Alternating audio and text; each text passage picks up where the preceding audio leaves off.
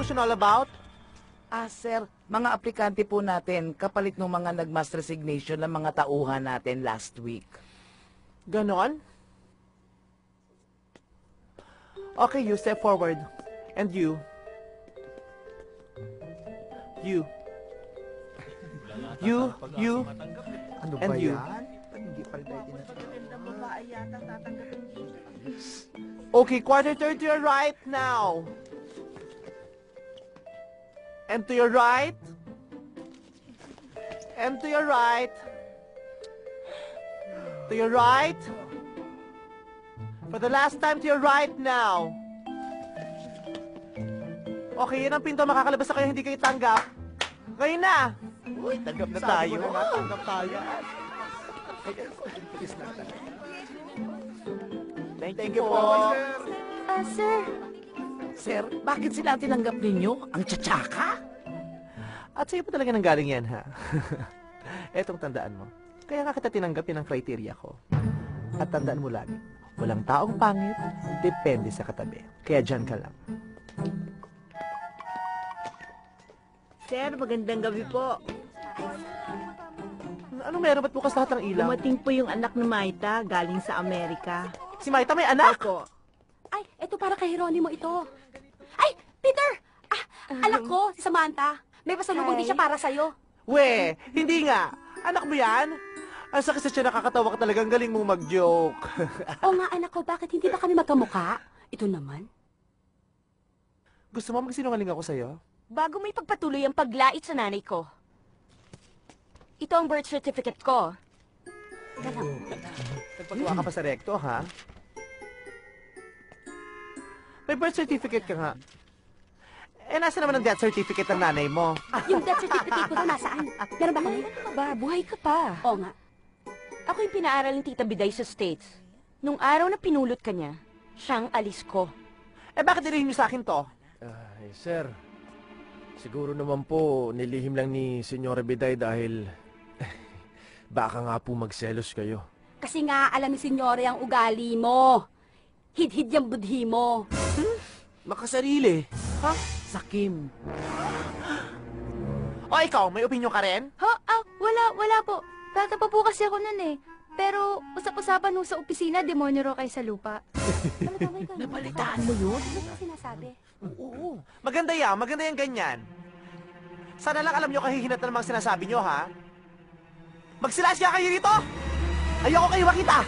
Hindi mo pwedeng gawin yan.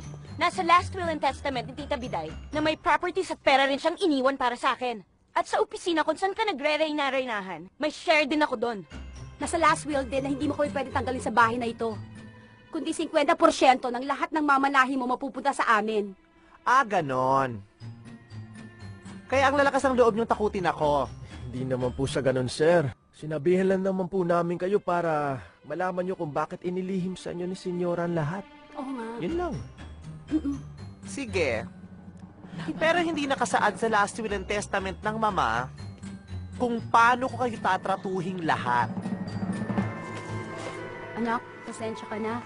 Dito ka pinatulog ng impaktong Peter na yan, ha? Akala ko nga ho, exaggerated lamang ang mga kwento tungkol sa kanya eh. Totoo pala? Ay, nako. Sample lang yan. Mas malala ang makikita mo pag nakasama mo yun. Ba't nga ba naging ganon? Mabait naman si Tita Biday at kayong lahat dito. Ewan ko nga ba? Kay Senyora Biday lang mabait yung taong yan eh. Natural! Alang-alang naman magpakita siya ng kagaspangan ng ugali niya. E di pinalaya siya katulad ng ginawa sa kanya ng tatay niya. At talaga ako ang pampaantok niyong mag-ina, ha? At talaga nag-aabala kang tiktikan kami. Hindi ka man lang nagpalit ng damit. Oo. At matatahimik lang ang kaluluwa ko kung hindi na kayo natutulog dito sa pamamahay ko. At saan mo naman kami patutulugin,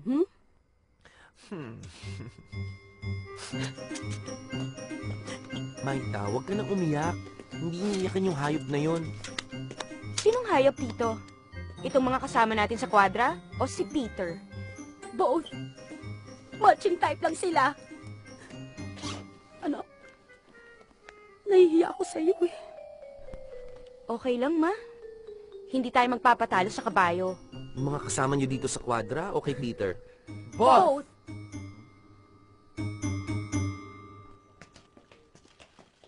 Ay, miss, salamat po. Mr. Santos, kayo na po. Salamat. Maganda pakiramdam ko, Pasok? Insan. Mukhang tanggap tayo. Pasok tayo? Ayos! Talaga? Ayos! Itong ayos! Ayos! Si Jefferson Chua, babalikin ito mamaya, ha? Yes, ma'am. Uy! Anong ginagawa itong dalawang hampas lupang dukhang mararitang dayok-dok Lupa, no? dito? Excuse me? Are you talking to us? Ikaw nga maswerteng nakapasok sa marangyang opisinang to. Samantalang nakita ko sa labas may nakalagay na, "No pets allowed."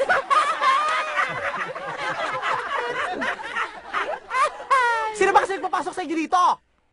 Ikaw nga dapat tinatanong namin yan eh. Dahil ang pagbumukha mo, dapat sa kwadra. Dahil mukha kang... Kabayo! Tigidig. Kaya pala nag-apply na niya mag-abroad kasi naghihirap na. Dina, sabihin mo kasi sa dalawang bugok na to kung ba't ako nandito. Siya po kasi may-ari ng Solid Liquid Airlines. Kung saan kayo nag-a-apply. Tara, ulo na tayo. Uy! Teka, hindi pa tayo tapos. Nag-a-apply kayo, di ba? Gusto niyo magkatrabaho? Bakit? Kasi wala nang makain? Bakit? Kasi wala nang sumasakay sa bulok niyong kalesa. Guard! Sir? Sa susunod, pag singbaho ng kabayo, katulad ditong dalawang to, huwag mong papapasukin. Yes, sir. Mga patay gutom na walang makain-kain pero saksakan ng yabang. Uwi! Tara na, sir. Baka masipa pa kayo. Uwi! Uwi!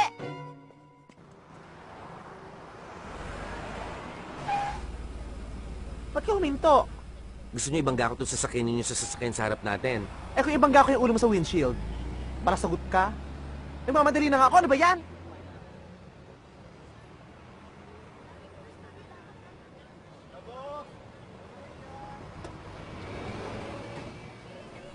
O, teka, ba't tumaandar ka?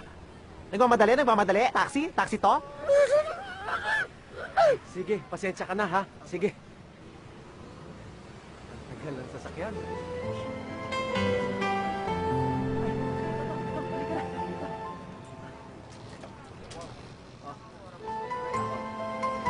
Sa dati, ha? Apo. Ay, dali, sundali mo yung mama at saka yung bata, dali! Sino dyan? Yung nasa pedicab! Pronto! Tonto!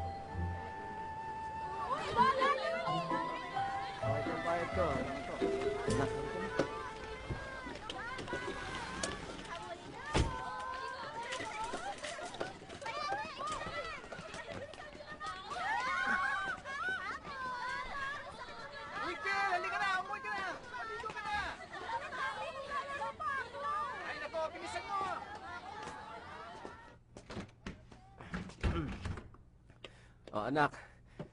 Mag-iigib lang ako ng tubig ha, at maligo ka na. Ako na lang, Tay. Sayang naman yung koneksyon ko sa mga tambay dyan sa labas. Kung hindi ko rin sila mautusan, magpahinga na lang kayo. At magluluto na ako. Alam mo anak, ang bata-bata mo pa, ang dami mo nang alam sa buhay. Paano pala utos ka? Palaasa. Lahat na lang pinapagawa kahit bata pa. Sino ka? At anong kinalaman namin sa shoulder pads mo? Ah, hindi ba sa shoulder pads anak? Baka player siya ng football. Sa kita talaga nakahikohosan nyo, nakukuha nyo pang pumunchline, no? Kung di mo ako natatandaan, pues magpapakilala ako. Ako ang batang pinagmalupitan mo 15 taon na nakalilipas. Pedro? Anak? Malamang, alangan naman asawa mo. Kung sa bagay, naging kamukha ko naman talagang inay dahil sa sobrang pagbabalupit mo. Tay, siya po si Kuya Pedro ko. Bakit akadamit pang babae? Kapag dukha ba, hindi alam ang salitang bakla? O baka naman sa mga naikwento mo sa kanya, sadyang hindi mo ikunento ang kasamaan mo sa mga bakla. Anak, naiintindihan ko ang galit mo. Naiintindihan ko talaga. Pero maniwala ka, hinanap kita. Hinanap kita ng matagal na panahon. Kaya nga ako napadpad dito sa Maynila eh. At dito ko nakita ang napangasawa ko, ang nanay ni Pauline, kapatid mo. Kuya, huwag ka na mag-emote dyan. Nakakawala ka ng ganda eh. Bati-bati na lang para masaya. May katabihan ka, no? Magpasalamat ka, mahina na tong ama mo. Dahil kung hindi, malamang pinutol niya ng dila mo sa sobrang kadaldalan mo. Yun nga eh, nagbago na ang tatay. Kaya sana mapatawad mo na siya. Tawad? Sa palengke na lang ginagawa ang tawad.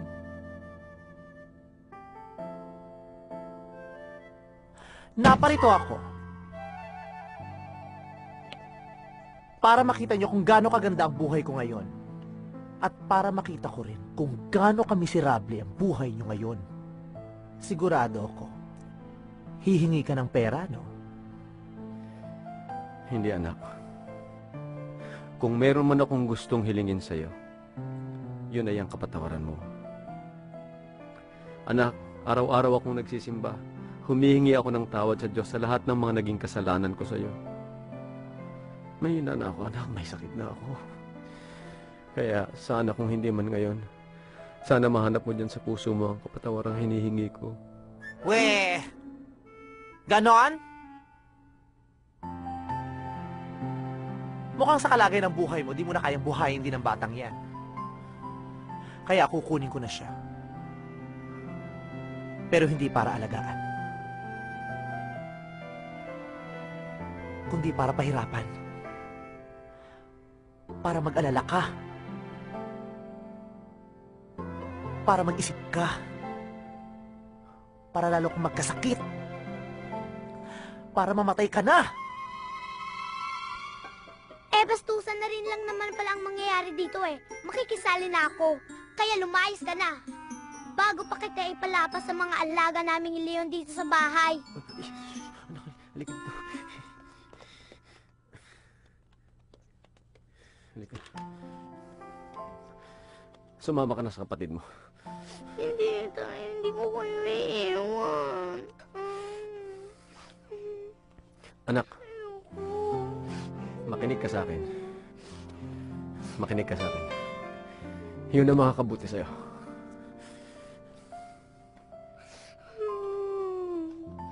Nay, parang niyo naman ako binigay sa mga matan dyan sa labas. Ito ang opisina ko. Inggit ka, no? At ako ang may-ari nito. Kaya lalo kang mainggit. At ikwento mo sa tatay mo para malaman niya kung gaano ko kayaman para habang namamatay kayo sa gutom, namamatay rin kayo sa inggit sa akin.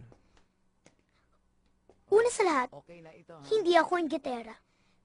Kasi, maganda ako. Mahirap man kami, maganda ako. Wala man kaming pera, maganda ako. Eh, ikaw, maganda ka ba? Po. Oo, hindi ako maganda. At mapanakit. Aray, aray! Kaya huwag kang aalis dyan at di ka kakain. Kahit hindi man ako kumain, maganda ako. Kahit na uuhaw man ako, maganda ako. Po. Che! Ika na nga.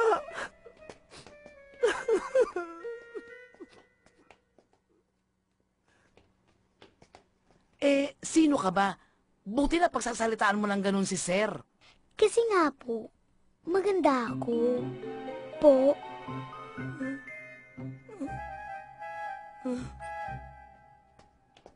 Ay, good morning po, sir. Nandito na po pala kayo. Hindi, wala pa. Picture ka lang to. Hindi ba ako to? Si sir naman eh. Che. Timpla mo nga akong coffee. Black coffee, sir? Hindi. Blue. Blue coffee. Kaya mo? Asan yung mga papeles ko dito? Lina? Good morning, sir! Pasok mo nga dito yung mga papeles ko. Sir, saan ko pa ipapasok dito sa loob? Hindi. Sa labas. Ipasok nga, di ba? Pwede ba ipasok sa labas? Sige nga, subukan mong ipasok ngayon sa labas. Sir, nandito na po ang mga files sa labas, sir. Nagtatanong lang naman po ako eh.